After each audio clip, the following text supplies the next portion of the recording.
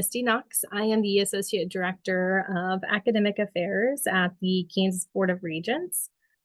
Today I'm going to present to you all on the College Trends and Students' Right to Know Act.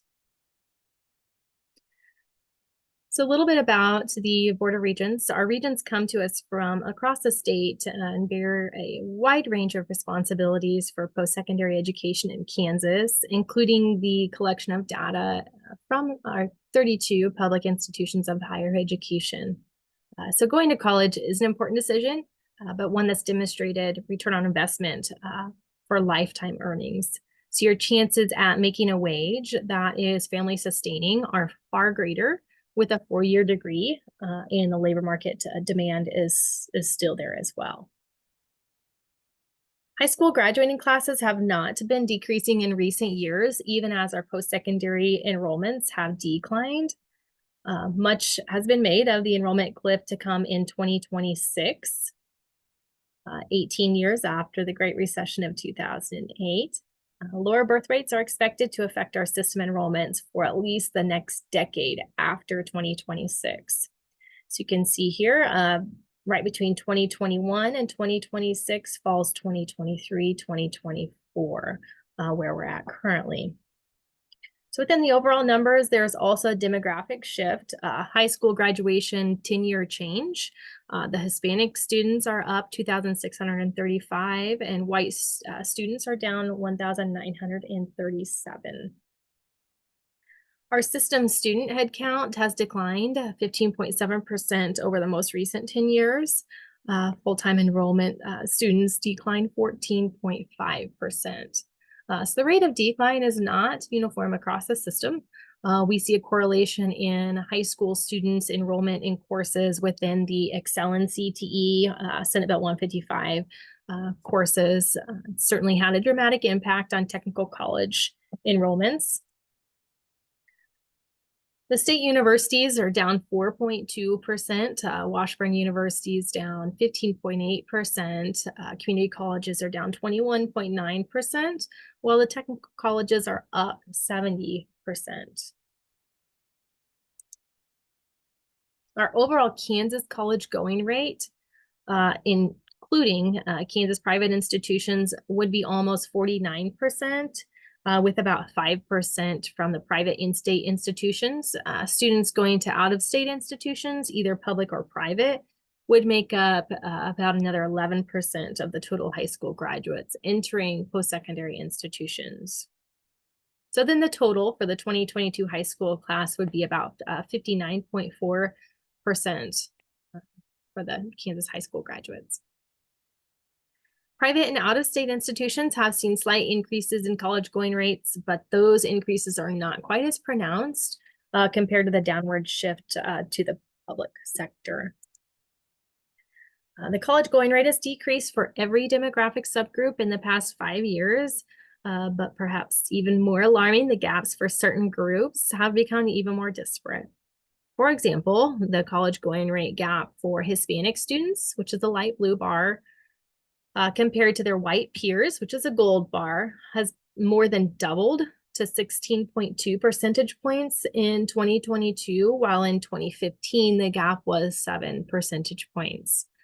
For Black students, which is the red bar, the gap is 13 percentage points compared to 10 percentage points in 2015.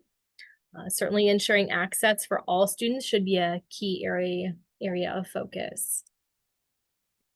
Now focusing on poverty for this chart, school poverty levels are determined by the percentage of students eligible for a free or reduced lunch under the National School Lunch Program and serves as a proxy for concentration of low-income students within a school. The ranges are expressed in quartiles. So you can see here that students attending a low poverty high school will have a higher rate of access to college than from schools with a high poverty level. So over 4 years, the gap between access for college students from high poverty schools to low poverty schools has become more disparate. The gap was 11 percentage points in 2017, which has grown to 20 points for the 2021 high school graduates. So you can see here the system-wide headcount and a full-time enrollment change over a 10-year span. The 10-year change in system-wide headcount by race or ethnicity, the 10-year change shows increases in two or more race students, Hispanic students, Asian students, and those listed as unknown students, with an decrease in white students, Black or African American students, all other students, and then American Indian or Alaskan Native students. The gold bar here represents the female population. This is head count by gender, and blue represents the male population. These are trends over 10 years. So as you can see here, for the system-wide public universities and community colleges, there's more females attending, while technical colleges, there's more males attending, and seeing an increase for technical colleges as well. Here's a breakdown in full-time, part-time student enrollment status. Headcount was down 25% from 2013 and down 3.5% from last year. Our numbers of Pell eligible students have declined. Presumably low-income students are potentially not able to access our system to the extent they could previously. Since 2018, Pell eligible enrollments have declined 27.8% versus the 10.7% decline in total enrollment. An ACT score, as far as the ACT College of Readiness benchmark, that means that a student will earn a C or higher in their college level coursework, about 75 to 80% of the time.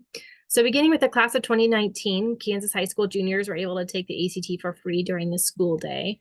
Approximately the same number of students tested from 2020 to 2021. It's about 29,000. And in more recent years, fewer high school students were tested than the 2 years previous. So in 2022, it was about 26,000. In 2023, it was about 27,000. Notably, Kansas falls below the nation in every subject area assessed by the ACT's test, except for reading, which is the same as the nation. In overall benchmarks, Kansas lags behind the nation by 2 percentage points in 2023. The ACT changed its policy to allow students to retake single subject tests without retaking the entire test starting in September 2020. The impact of this change hasn't improved the benchmarks as much as we thought it might. And then while we're talking about the ACT, just want to give you a quick heads up of some changes, updates to anticipate with the ACT starting in spring 2025 for the national online testing. And then for school day testing, this would be impacting starting spring 2026. So similar to the writing section, science will be offered as an additional section. So that means students can choose to take the ACT plus science, the ACT plus writing, or the ACT plus science and writing. English, reading, and math will remain as the core sections of the ACT that will result in a college reportable score. The test length is going to be reduced by up to 1/3, depending on which version of the test the students take. The new core test will last around 2 hours compared to the 3 hours for the current test. So to accommodate that shortened test time, the test will include shorter passages on the reading and English sections, and then fewer questions in each section as well. Now let's look at these benchmarks of high school graduates by race.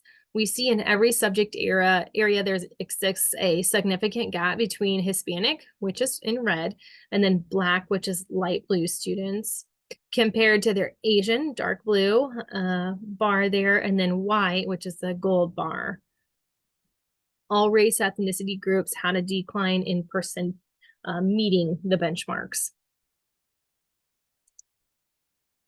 There's also a gap in test takers based upon income levels. In each lower range of family income, those meeting benchmarks is also lower. So the lower the family income, the fewer students are meeting the ACT college readiness benchmark.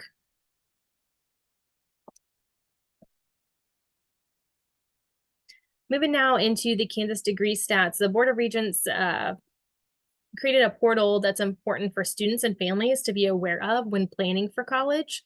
And this was based on the legislature partnership with them, as there was an expressed interest in leveraging data provided to us from institutions, and then sharing that data out. So this unique return on investment tool offers prospective students the opportunity to see the outcomes of our institution's graduates. So it compares actual expenses with the wages earned, both when students first enter the workforce and then 5 years later. So all 32 public institutions submit their data to the Board of Regents on an annual basis. This information is collected and then it's reported out in these tools that I'll mention in the next couple pages. So when you arrive at the Kansas degree stats, there's a welcome page to greet you. If you are not familiar with the Kansas degree stats, certainly recommend looking around a little bit. There's also an information page, which I'll talk about in the next slide. But you can search. You can search by institution, degree title, and then also keyword. And then the results will populate on that same page. Again, information here on how to use the site, what each of the items on where it comes from, where the data comes from, and what they mean, how it can be helpful. So here's the output when you're using a keyword search for biology. So we keyword search biology. You can see there what institutions in the state of Kansas have that program, what award level it is. So it's a bachelor's degree, and then how many credit hours are required. So taking it a step further, you can also select one specific institution to see a detailed view of that institution. So this is for accounting at Pitt State University. You can modify the funding results to fit the students' and families' own expectations and situation.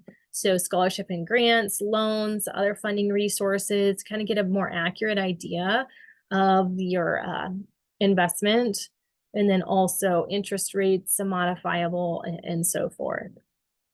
Certainly a very interactive tool that students can utilize to get a better picture of what their investment is going to be.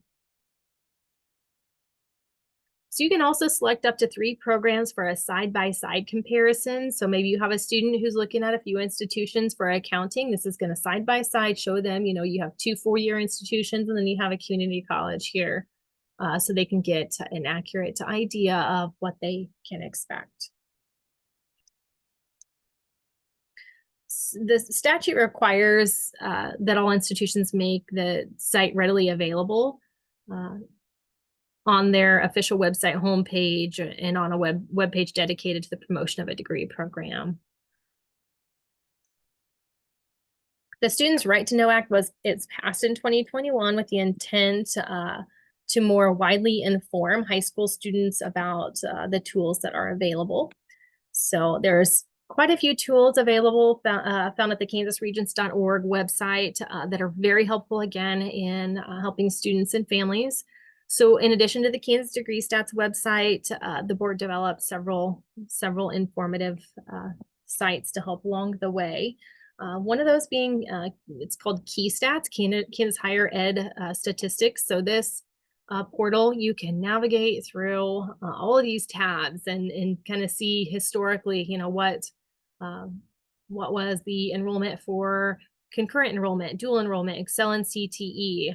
Was there a decline? What's the race, ethnicity? You can really kind of break that down specifically for those. That's under the high school tab. If you're interested in fall census data, you can navigate there and so forth. The K-tip, this portal is specific to salaries among those students who graduate with a certificate as they exit and become employed in the region. Then our system now has over 120 system-wide transfer courses. So system-wide transfer courses transfer to any Kansas public institution offering an equivalent course. The transfer course portal lets students view every system-wide transfer course. So if you have a student who's interested in taking a specific course, put it in here and see kind of how it transfers to into whatever institution they're considering. We have more than 40 military occupational specialties for which our system has aligned military experience with college coursework. So our service members and veterans can enter credential pathways to earn college credit toward credentials from Kansas colleges and universities. The portal is very easy to navigate, but it identifies opportunities by military occupation. And that concludes presentation for today. Thank you.